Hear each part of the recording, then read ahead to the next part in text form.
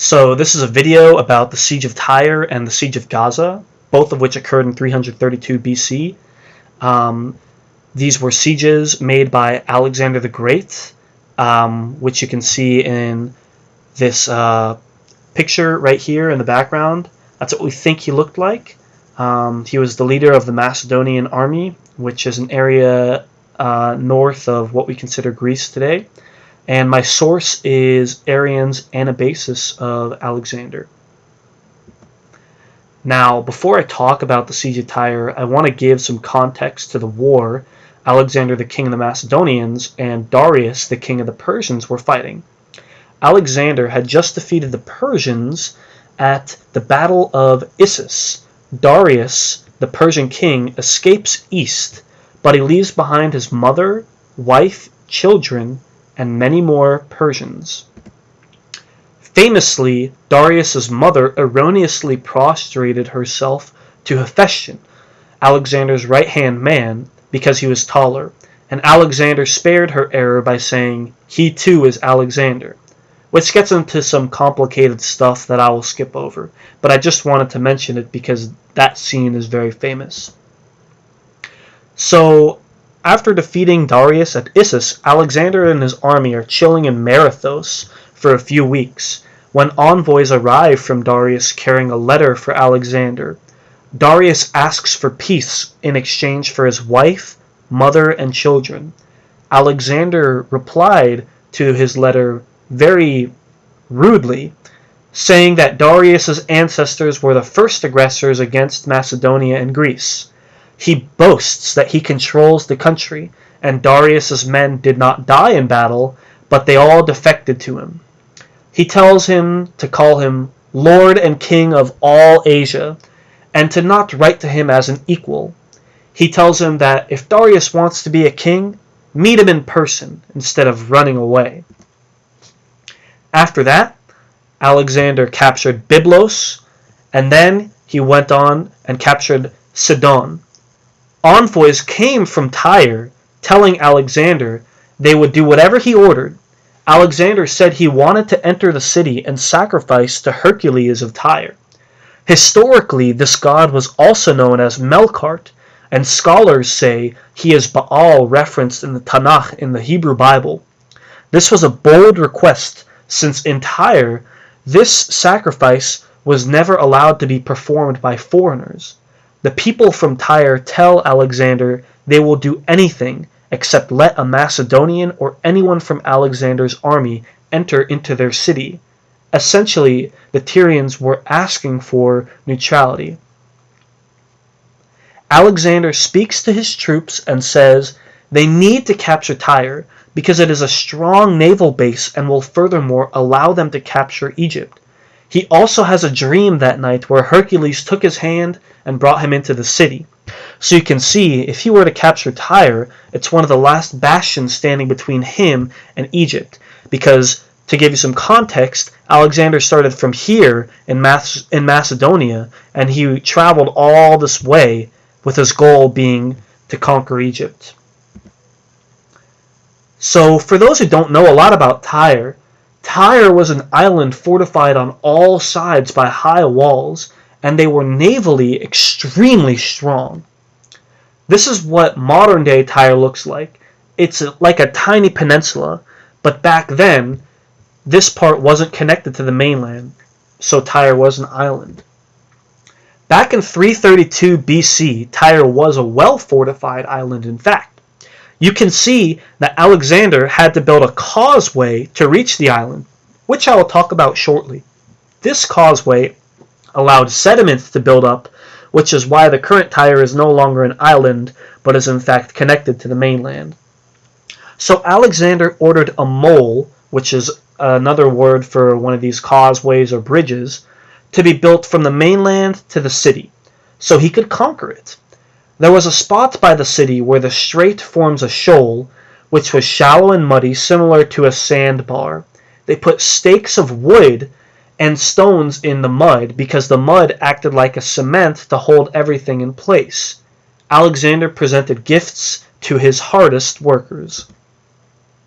It was easy work until they got closer to the city. since the archers of Tyre could shoot at them, and the workers were not dressed for combat. Sometimes the Tyrians sailed out in triremes close to the mole to harass them. Alexander's army built 2 towers that you can see here at the edge of the mole and placed siege engines on top. He covered them with animal hides so they wouldn't catch on fire from flaming arrows. Thus, the Tyrians' triremes could be shot from the top of the towers. To counter, the Tyrians filled a horse transport ship with dry kindling, twigs, pitch, and sulfur. On this ship's yard arms they hung pots filled with flammable material, and they also weighed down the back of the ship so the front was sticking up. They attached rope and towed it behind their triremes. When they were near the mole, they threw a torch on the boat, drove it onto the shore of the mole, and those on board the ship jumped off and swam away. The towers caught fire, and once the yard arms broke, the flaming pots broke and fell and made the fire more intense. The men on the triremes held their position and shot arrows at the Tyre, so it would be unsafe to attempt to douse the fire. The Tyrians tore down the mole palisades and burned down all the siege engines. So that was a big bummer for Alexander. He knew that in order to attack the island, he would need naval assistance. Many Phoenicians who were serving in the Persian navy were learning how Darius was defeated at the Battle of Issus, and that their cities were now under control of Alexander. So they decided to desert to Alexander in exchange for amnesty. The Macedonians began to build new siege engines, while Alexander went to the Anabasis mountain range for 10 days because the local tribes were attacking the Macedonians as they were gathering timber for shipbuilding. He returns to Sidon, which as you remember was north of Tyre, with 4,000 additional Greek mercenaries who just arrived from the Peloponnese. Additionally, he received many ships from Cyprus who were willing to fight with him. Now, time for a battle. From Sidon, Alexander sailed to Tyre. Alexander commanded the right side, which was towards the open ocean, so this side was his right side, while the Cyprus kings and Crateros, which was one of Alexander's admirals, commanded the left line, which was this part. The Tyrians were not expecting Alexander to have so many ships suddenly. The Tyrian confidence gave away. They decided not to meet at a sea battle and instead blocked their harbor entrances with defensive triremes. So here were their harbors, and they blocked them with defensive triremes, which are hard to attack. The northern harbor, which was the Sidonian harbor, was very narrow, and Alexander thought it was too risky to attack it, so this part was too narrow to attack.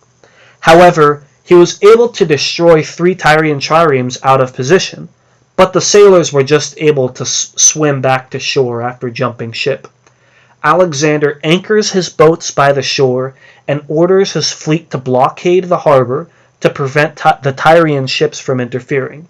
Then he kept building the mole up closer and closer. By that time, the Macedonians had built many more siege engines. For example, they had a catapult that could break city walls. Meanwhile, the Tyrians had built wooden towers on the battlements facing the mole and shot the engines with fire arrows when they came in range. The Macedonians put siege engines on triremes so they could attack different parts of the wall. So here's an example of what one of these things might look like. You have the trireme and a siege tower on top.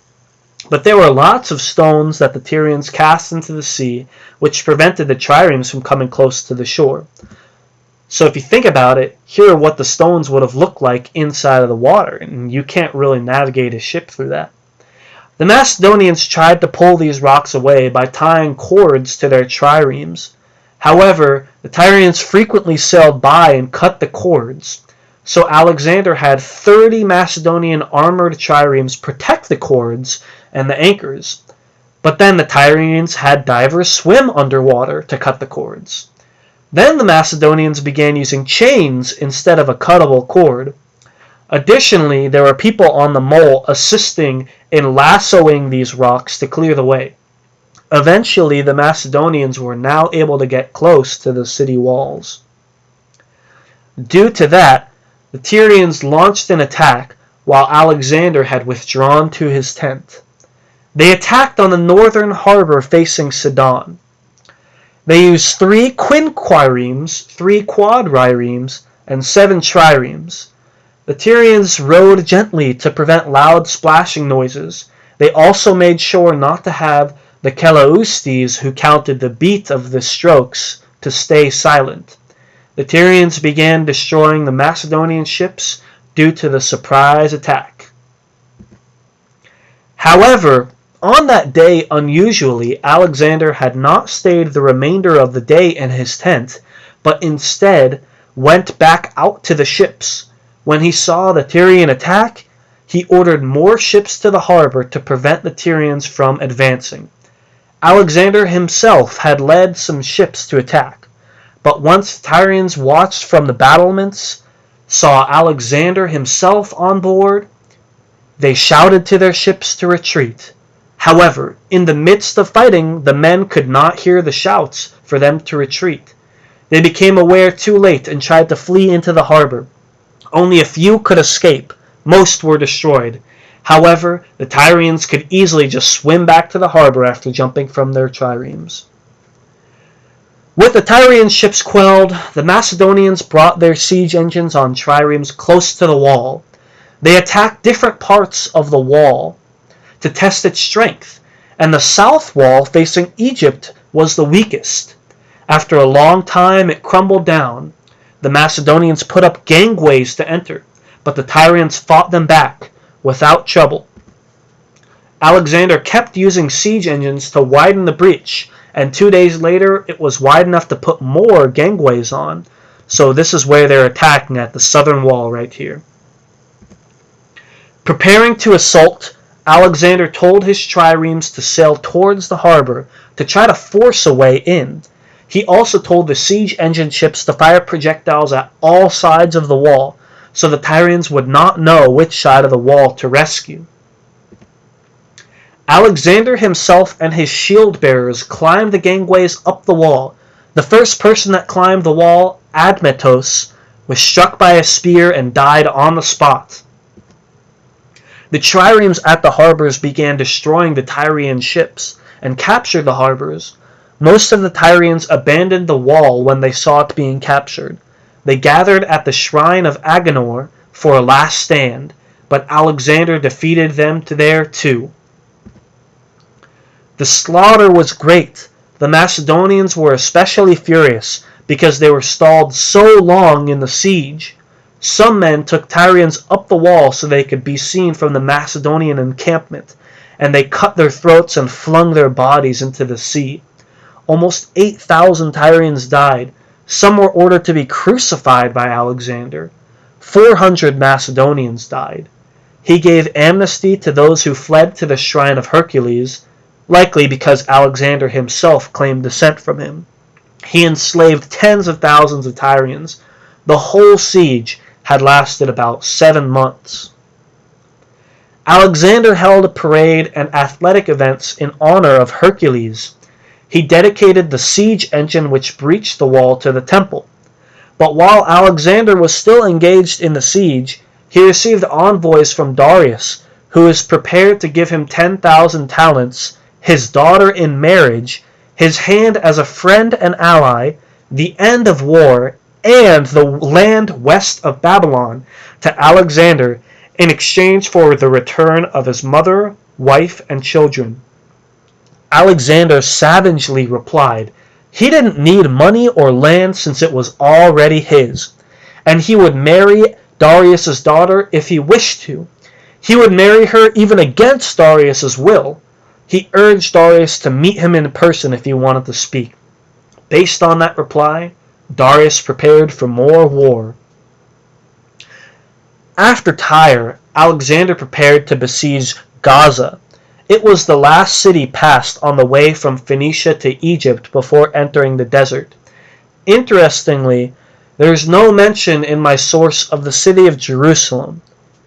Gaza was a large city built on a high mound and surrounded by a strong wall. It was 2.5 miles inland from sea. Alexander thought the southern wall was the weakest, so his army built a tall mound by the wall of the city, and they put the siege engines on top so they could attack the southern wall on a level plain. As Alexander was customarily sacrificing to the gods before the attack, a bird dropped a stone onto his head it had been carrying in its claws. Alexander's seer interpreted the omen to mean he would capture the city, but he needed to protect himself. Alexander, due to the omen, initially stayed behind the siege attack, but eventually, as the people of Gaza attacked, he rushed to aid his soldiers and was wounded by a shot from a catapult, which passed through his shield and breastplate and into his shoulder. While his wound was being treated, he ordered the mound to encircle the entire city and siege engines to attack all sides of the wall. He also ordered tunnels to dig away the soil under the wall. The walls collapsed, and on the fourth assault, the Macedonians climbed the ladder up the walls and broke open the city gates. All the soldiers of Gaza tried to fight back, but they all died fighting, over 10,000. Alexander enslaved their women and children, and then began marching his army to Egypt. The siege of Gaza had lasted about 2 months.